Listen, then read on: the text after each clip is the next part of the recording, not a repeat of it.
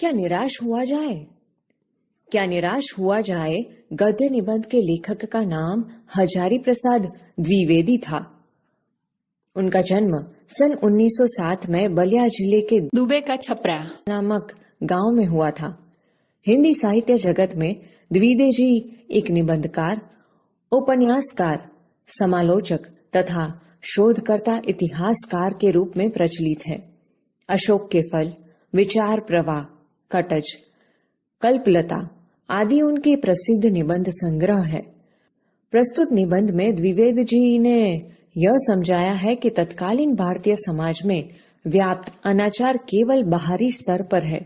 वास्तव में आज भी लोगों में मानवीय मूल्यों के प्रति आस्था कायम है। अपने जीवन में घटित कुछ घटनाओं के द्वारा बताया है कि हमें निराश नहीं होना चाहिए, अपितु हमें जीवन के प्रति आस्थावान बने रहना चाहिए। मेरा मन कभी कभी बैठ जाता है। समाचार पत्र में ठगी, डकैती, चोरी, तस्करी और भ्रष्टाचार के समाचार भरे रहते हैं।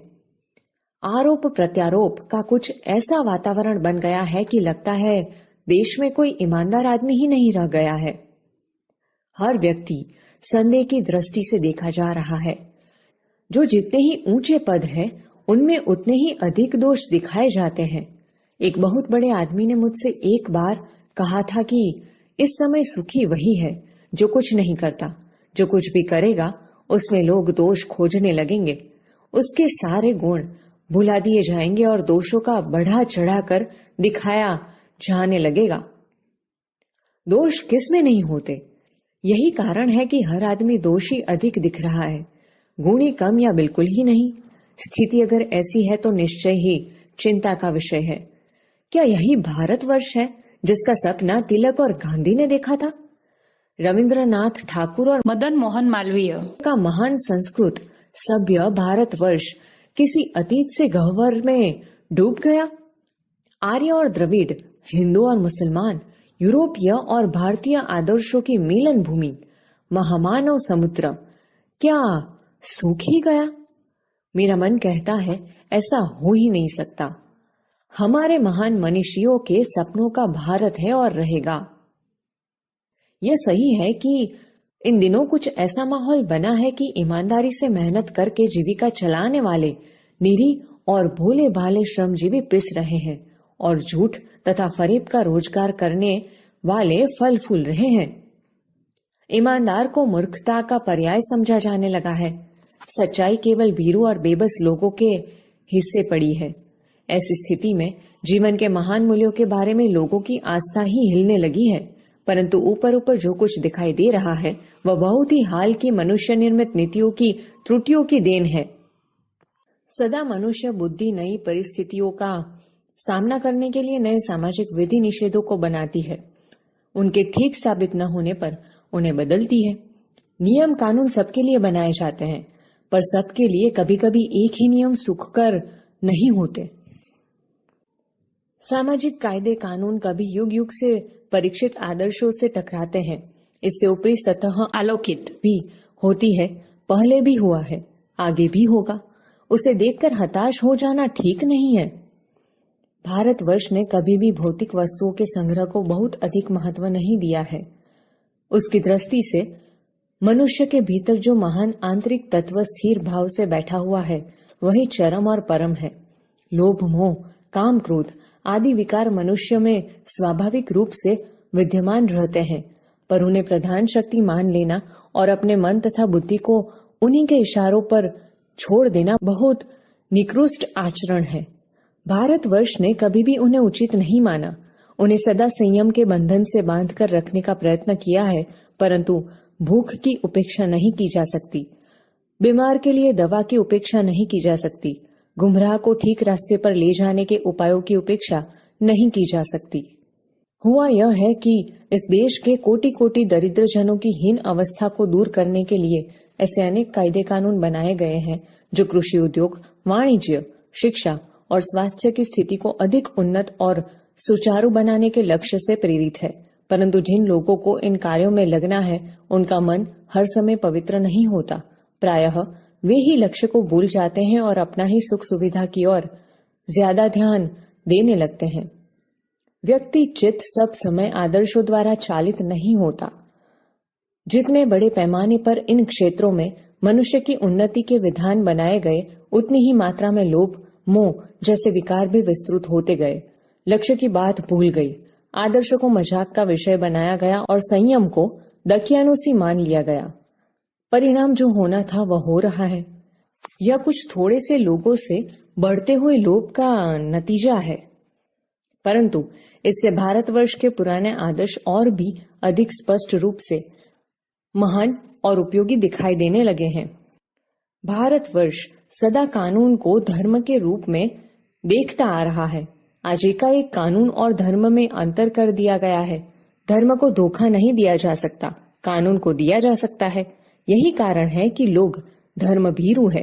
वे कानून की त्रुटियों से लाभ उठाने में संकोच नहीं करते। इस बात के पर्याप्त प्रमाण खोजे जा सकते हैं कि समाज के ऊपरी वर्ग में चाहे जो भी होता रहा हो, भीतर भीतर भारतवर्ष अब भी यह अनुभव कर रहा है कि धर्म कानून से बड़ी चीज है। अब भी सेवा, ईमानदारी, सच्चाई और आध्यात्मिकता के मूल्य बने हुए हैं। वे दब अवश्य गए हैं लेकिन नष्ट नहीं हुए। आज भी वह मनुष्य से प्रेम करता है, महिलाओं का सम्मान करता है, झूठ और चोरी को गलत समझता है, दूसरे को पीड़ा पहुंचाने को पाप समझता है। हर आदमी अपने व्यक्तिगत जीवन में इस बात का अनुभव करता है।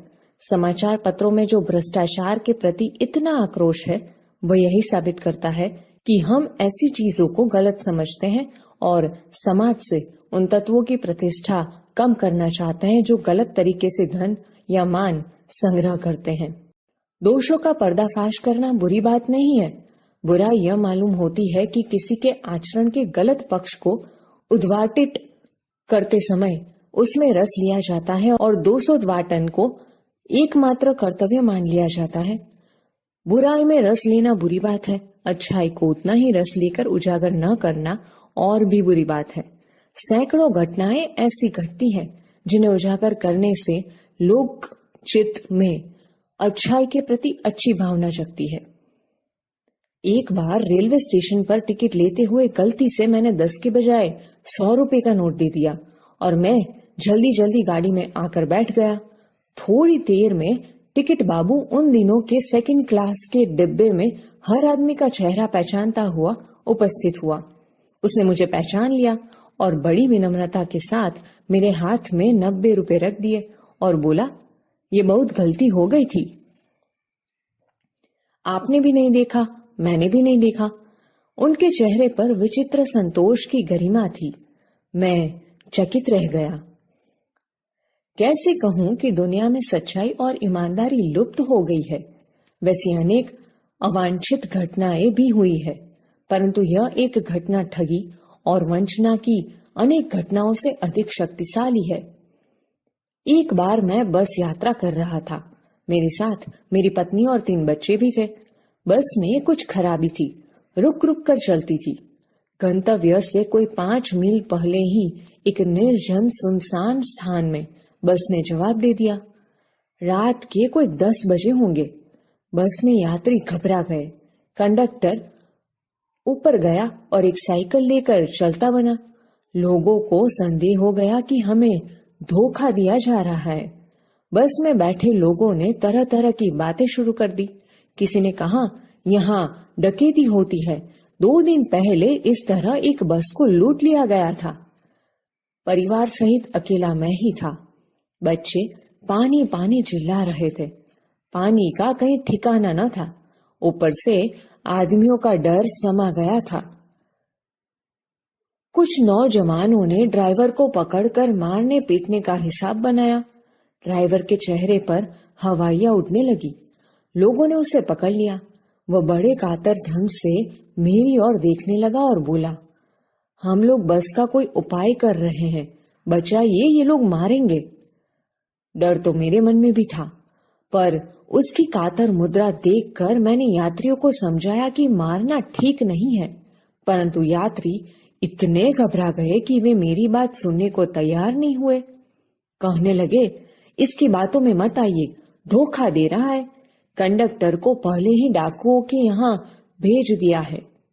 मैं भी बहुत भयभीत था, पर ड्राइवर को किसी तरह मारपीट से बचाया। 1.5-2 घंटे बीत गए। मेरे बच्चे भोजन और पानी के लिए व्याकुल थे।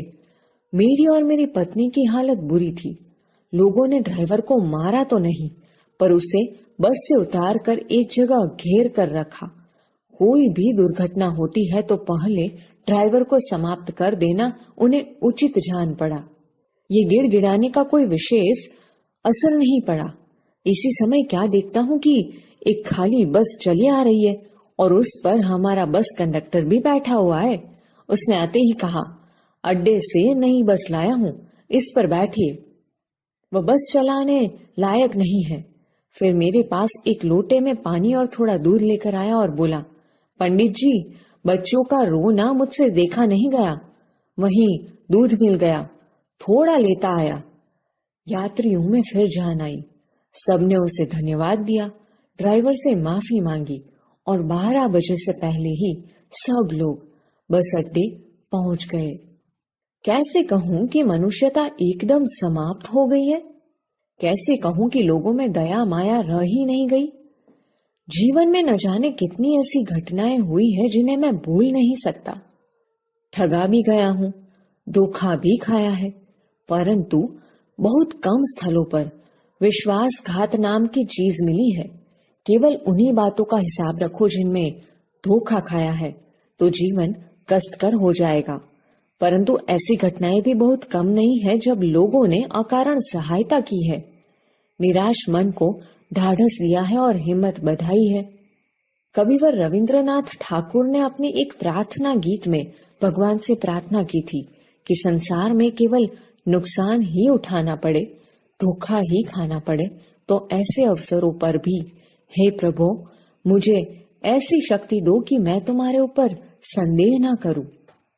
मनुष्य की बनाई विधियां गलत नतीजे तक पहुंच रही है तो इन्हें बदलना होगा।